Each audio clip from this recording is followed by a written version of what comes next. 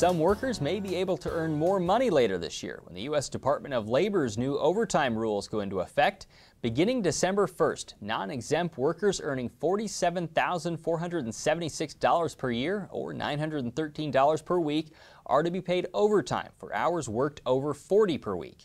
Previously, overtime rules stipulated additional compensation for workers earning $455 a week or $23,660 per year. We recently talked with Barrett from Nebraska Farm Business Inc. to learn how these changes could impact employers and employees in agriculture. We've had an overtime rule for a long time. It's just that we have now upped the limit, so it's starting to affect a lot more people, and we're getting a lot of questions about it. The big news for agriculture is that there is no news, and that agriculture employers are still exempt from this rule as they've always been and can continue to go on. Explain to me why that is. I don't know why we get so many special rules in agriculture, but there are. And it's one of the things that's really important to make sure that you have professionals working for you that understand that, because there's lots of things like unemployment, workman's comp, and quarterly filing, and all kinds of things that we don't have to do as ag employers that other employers are required to do. But what sectors could be in for this that still deal with agriculture? So I think the important things is that, especially as the operations become more diverse and things change, that there's some things we do typically on a farm that aren't exempt. So we need to be looking at when you're producing or growing or harvesting things, then we're exempt. But some things like custom work could potentially be, if that's a big enough part of your business, need to be a non-ag business. Or trucking probably would be the other pretty major thing that we need to be concerned about. And sometimes those things happen gradually over time, where we don't even realize those have become a major part of the business.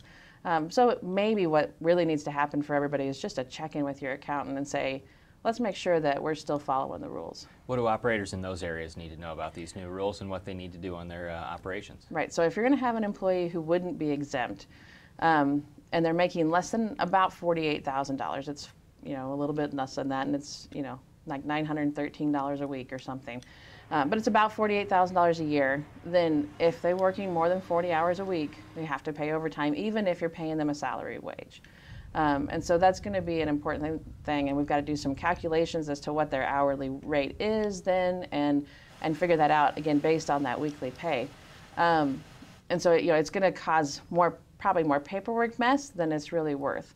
And we need to be careful, because employees that make more than the $48,000 but fall into some exemption rules are still required to pay overtime too.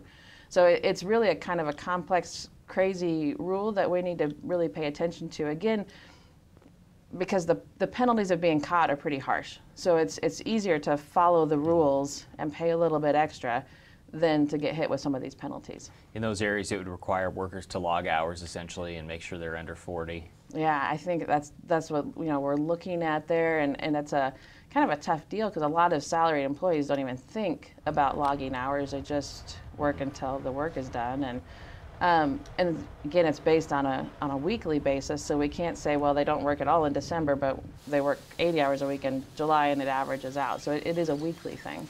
Are family members exempt from this? So there's a few. We can have a key employee exemption, if you own a certain percentage of the business. So if we have a corporate setting, we might be okay there. But you really need to kind of look at those specific facts and circumstances to see if we got anything in there. Another area that we might have concern is if you've got a full-time office worker whose job is not in the production of goods. Is another area where we could be triggering some overtime rules, even though you are an ag employer.